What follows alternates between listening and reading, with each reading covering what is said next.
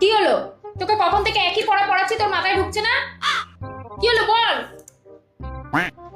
কি হলো, তোকে পড়াটা বলতে বলছি তো, একটাও কথা শুনিস না, সারাদিন ধরে দুষ্টুমি করিস শুধু। পড়াটা আমি তো পড়িয়ে দিলাম কতবার ধরে, আবার কিন্তু মারবো আমি তুই এরকম করছিস।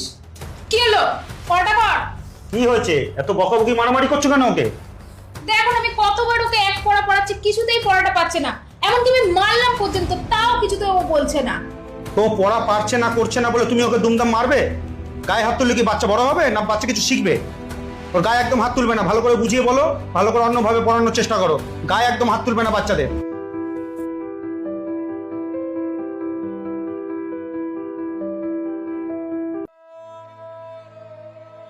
রাগ হলো?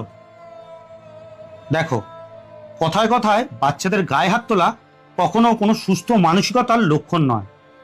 বরং যে সমস্ত বাবা মায়েরা কথায় কথায় বাচ্চাদের গায়ে হাত তোলে, সেই সমস্ত বাচ্চা খুবই জেদি হয় এবং একটা পর্যায়ে গিয়ে তারা মার খেতে খেতে অভ্যস্ত হয়ে পড়ে, আর তখন সেই মার বা শাসন আর বাচ্চাদের গায়ে লাগে না। তাই বাচ্চা খুব সাংঘাতিক কিছু না করলে হুটহাট তার গায়ে হাত তোলা কখনোই উচিত নয়। গায়ে হাত না তুলেও বাচ্চাকে অনেকভাবে মানুষ করা যায়। জেনে রাখো, নিজের সন্তানকে সরি বলতে শেখাতে হবে।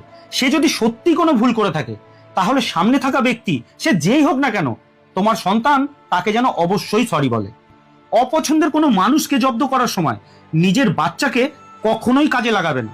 যদি তুমি এমন করো, তাহলে এমন কুশিক্ষার কারণে ভবিষ্যতে হয়তো তোমার সন্তান তোমাকেই জব্দ করবে। সে যদি কোনো ভুল করে, তাহলে তাকে বুঝিয়ে বলতে হবে এবং সেই ভুলের কি পরিণাম সেটাও তাকে ভালো করে বোঝাতে হবে।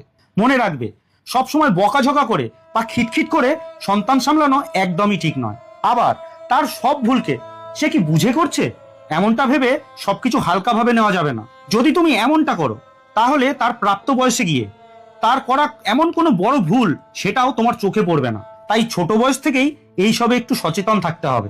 গায়ে হাত না তুলে, চিৎকার চেঁচামেচি না করেও সন্তানকে কিন্তু শোধরানো যায়।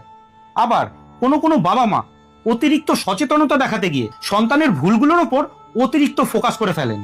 এমন ধরনের ছেলে মেয়েরা ভবিষ্যতে গিয়ে আত্মবিশ্বাসহীনতায় ভুগতে শুরু করে এবং চূড়ান্ত পর্যায়ে গিয়ে তারা অবাধ্য তৈরি হয়।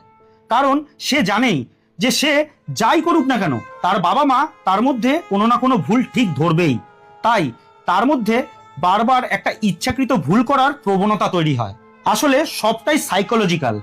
বাবা মা হিসেবে একটা বাচ্চার সাইকোলজি বোঝাও একটা বিরাট বড় চ্যালেঞ্জ। কখনো নিজের সন্তানের সামনে গালিগালাজ করা বা কাউকে নিয়ে নিন্দা করা এইসব কখনো করবে না।